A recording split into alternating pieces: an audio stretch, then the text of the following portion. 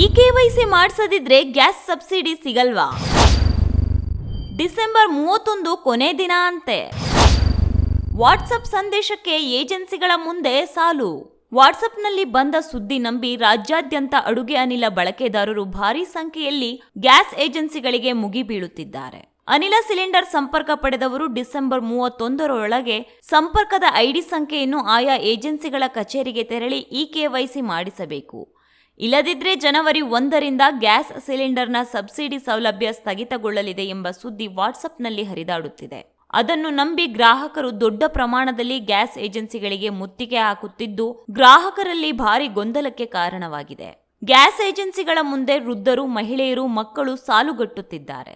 ಯಾರ ಹೆಸರಲ್ಲಿ ಸಿಲಿಂಡರ್ ಸಂಪರ್ಕ ಇದೆಯೋ ಅವರೇ ಕಡ್ಡಾಯವಾಗಿ ಬರಬೇಕು ಎಂಬ ಕಾರಣಕ್ಕೆ ದೂರದ ಊರುಗಳಲ್ಲಿ ಇರುವವರು ರಜೆ ಹಾಕಿ ತಮ್ಮ ಗ್ಯಾಸ್ ಸಂಪರ್ಕ ಇರುವ ಊರುಗಳಿಗೆ ದಾಂಗುಡಿ ಇಡುತ್ತಿದ್ದಾರೆ. ಚಳಿಯ ನಡುವೆಯೂ ಏಜೆನ್ಸಿಯವರು ಬಾಗಿಲು ತೆಗೆಯುವುದನ್ನು ಕಾಯುತ್ತಾ ನಿಲ್ಲುವ ಅವರ ಗೋಳು ಹೇಳತೀರದಂತಾಗಿದೆ. ಗ್ಯಾಸ್ ಸಂಪರ್ಕ ಇರುವವರು ಡಿಸೆಂಬರ್ 31ರೊಳಗೆ ಆಧಾರ್ ಕಾರ್ಡ್ ಮತ್ತು ಬ್ಯಾಂಕ್ ಪಾಸ್ ಪುಸ್ತಕ, ಗ್ಯಾಸ್ ಏಜೆನ್ಸಿ ನೀಡಿರುವ ಪುಸ್ತಕ ಅಥವಾ ಕಾರ್ಡ್ ಜೊತೆ ಏಜೆನ್ಸಿ ಕಚೇರಿಗೆ ಭೇಟಿ ನೀಡಿ ಈ ಕೆವೈಸಿ ಮಾಡಿಸಬೇಕು. ಈ ಕೆವೈಸಿ ಮಾಡಿಸಿದರೆ ಜನವರಿ 1ರಿಂದ ಸಬ್ಸಿಡಿ ಬರುತ್ತದೆ.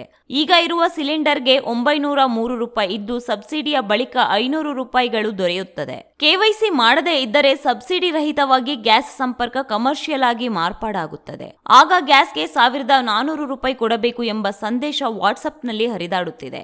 ಇದು ಗ್ರಾಹಕರನ್ನು ಆತಂಕಕ್ಕೆ ತಳ್ಳಿದೆ. ದುರ್ಬಳಕೆ ತಡೆಗೆ ಮುಂದಾದ ಸರ್ಕಾರ. ಅನರ್ಹರಿಗೆ ಸಬ್ಸಿಡಿ ತಡೆಯಲು ಕ್ರಮ. ಬ್ಯಾಂಕ್ ಗ್ರಾಹಕರಿಗೆ ಸೀಮಿತವಾಗಿದ್ದ ಕೆವೈಸಿ ಅಪ್ಡೇಟ್ ಅನ್ನು ಈಗ ತೈಲ ಕಂಪನಿಗಳು ತಮ್ಮ ಅಡುಗೆ ಅನಿಲ ಗ್ರಾಹಕರಿಗೂ ಕಡ್ಡಾಯಗೊಳಿಸಿವೆ. ಒಂದಕ್ಕಿಂತ ಹೆಚ್ಚು ಅನಿಲ ಸಂಪರ್ಕ ಪಡೆದಿರುವುದು ಸೇರಿದಂತೆ ಗೃಹ ಬಳಕೆ ಸಿಲಿಂಡರ್ ಸಂಪರ್ಕ ದುರ್ಬಳಕೆಯಾಗುವುದನ್ನು ತಪ್ಪಿಸಲು ತೈಲ ಕಂಪನಿಗಳು ಗ್ರಾಹಕರ ಕೆವೈಸಿ ಅಪ್ಡೇಟ್ ಮಾಡುವಂತೆ ಗ್ಯಾಸ್ ಏಜೆನ್ಸಿಗಳಿಗೆ ಸೂಚನೆ ನೀಡಿವೆ. ಮೊಬೈಲ್ ಒಟಿಪಿ ಮೂಲಕ ಕೆವೈಸಿ ಪಡೆಯುವ ಬದಲು ನಿಜವಾದ ಗ್ರಾಹಕರು ಯಾರಿದ್ದಾರೆ ಎಂಬುದನ್ನು ನಿಖರವಾಗಿ ತಿಳಿಯಲು ಇದನ್ನು ಕಡ್ಡಾಯಗೊಳಿಸಿದೆ. ಗ್ರಾಹಕರ ಬೆರಳು ಗುರುತು ಮತ್ತು ಮುಖಚಹರೆಯನ್ನು ಮಾತ್ರ ಪರಿಗಣಿಸಿ ಈ ಕೆವೈಸಿ ಅಪ್ಡೇಟ್ ಮಾಡಬೇಕೆಂದು ಪೆಟ್ರೋಲಿಯಂ ಸಚಿವಾಲಯ ತೈಲ ಕಂಪನಿಗಳಿಗೆ 2 ವಾರದ ಹಿಂದೆ ಆದೇಶ ಮಾಡಿದೆ. ಪ್ರಧಾನಮಂತ್ರಿ ಉಜ್ವಲ್ ಯೋಜನೆಯಡಿ ಸಂಪರ್ಕ ಪಡೆದಿರುವ ಗ್ರಾಹಕರಿಗೂ ಈ ಕೆವೈಸಿ ಅನ್ವಯವಾಗಲಿದೆ.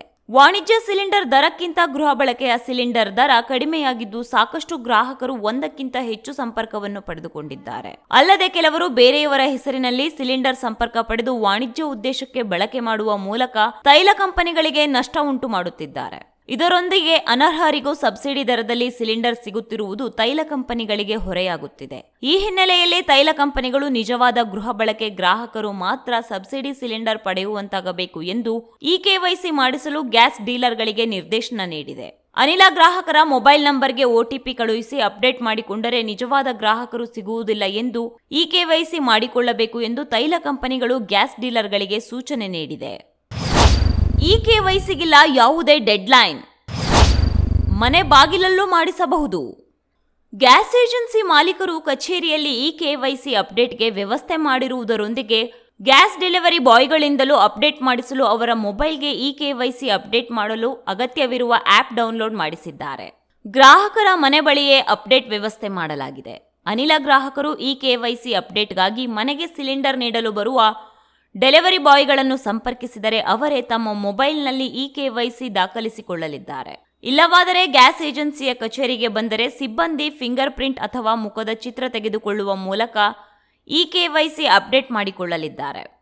ಮೊಬೈಲ್ ವಿತರಣ್ ಆಪ್ನಲ್ಲಿ ಗ್ರಾಹಕರ ಸಂಖ್ಯೆಯನ್ನು ನೋಂದಣಿ ಮಾಡಿದ ಬಳಿಕ ವಿವರ ಭರ್ತಿಯಾಗಲಿದ್ದು ಈ ಕೆವೈಸಿ ಅಪ್ಡೇಟ್ಗೆ ಫಿಂಗರ್ ಪ್ರಿಂಟ್ ಅಥವಾ ಮುಖದ ಚಿತ್ರವನ್ನು ತೆಗೆದುಕೊಳ್ಳಲಾಗುತ್ತದೆ. ಡೆಲಿವರಿ ಬಾಯ್ಗಳ ಬಳಿ ಫಿಂಗರ್ ಪ್ರಿಂಟ್ ಸಾಧನ ಇರದ ಕಾರಣ ಮುಖದ ಚಿತ್ರವನ್ನು ತೆಗೆದುಕೊಂಡು ಈ ಕೆವೈಸಿ ಅಪ್ಡೇಟ್ ಮಾಡಿದರೆ ಗ್ಯಾಸ್ ಏಜೆನ್ಸಿಯ ಕಚೇರಿಯಲ್ಲಿ ಫಿಂಗರ್ ಪ್ರಿಂಟ್ ಮೂಲಕ ಈ ಕೆವೈಸಿ ಅಪ್ಡೇಟ್ ಮಾಡಿಕೊಳ್ಳಲಾಗುತ್ತದೆ.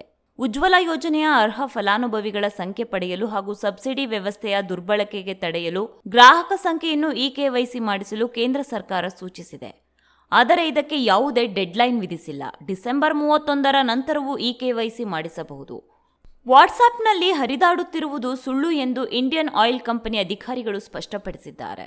ಜೊತೆಗೆ ಗ್ರಾಹಕರು ಆತಂಕಕ್ಕೆ ಒಳಗಾಗುವುದನ್ನು ತಪ್ಪಿಸುವಂತೆ ಎಲ್ಲ ಡೀಲರ್ಗಳಿಗೆ ಸೂಚಿಸಲಾಗಿದೆ. ಈ ಕೆವೈಸಿಯನ್ನು ಐಒಸಿ ಆಪ್ ಮೂಲಕವೂ ಮಾಡಿಕೊಳ್ಳಬಹುದು ಎಂದು ಸಲಹೆ ನೀಡಿದ್ದಾರೆ. ಸಾರ್ವಜನಿಕರು ವದಂತಿಗಳಿಗೆ ಕಿವಿ ಕೊಡುವುದು ಬೇಡ ಎಂದು ಆಹಾರ ಮತ್ತು ನಾಗರಿಕ ಪೂರೈಕೆ ಅಧಿಕಾರಿಗಳು ಗ್ರಾಹಕರಿಗೆ ತಿಳಿ ಹೇಳಿದ್ದಾರೆ. ಒಟ್ಟಿನಲ್ಲಿ ವಾಟ್ಸ್ಆಪ್ ಯೂನಿವರ್ಸಿಟಿಯ ಮಾತು ನಂಬುವವರ ಸಂಖ್ಯೆ ಹಾಗೂ ನಂಬಿಸುವವರ ಸಂಖ್ಯೆ ದಿನದಿಂದ ದಿನಕ್ಕೆ ಹೆಚ್ಚಾಗಿದೆ. ಅದರ ಪರಿಣಾಮವನ್ನು ಜನಸಾಮಾನ್ಯರು ಅನುಭವಿಸುವಂತಾಗಿದೆ. ಸಂಬಂಧಿಸಿದ ಗ್ಯಾಸ್ ಕಂಪನಿಗಳು ಈ ಬಗ್ಗೆ ಅಗತ್ಯ ಜಾಗೃತಿ ಮೂಡಿಸಿ ಅಡುಗೆ ಅನಿಲ ಗ್ರಾಹಕರು ಗಾಬರಿಗೊಳ್ಳುವುದನ್ನು ತಪ್ಪಿಸಬೇಕಿದೆ. Newsroom Kannada medium 24x7.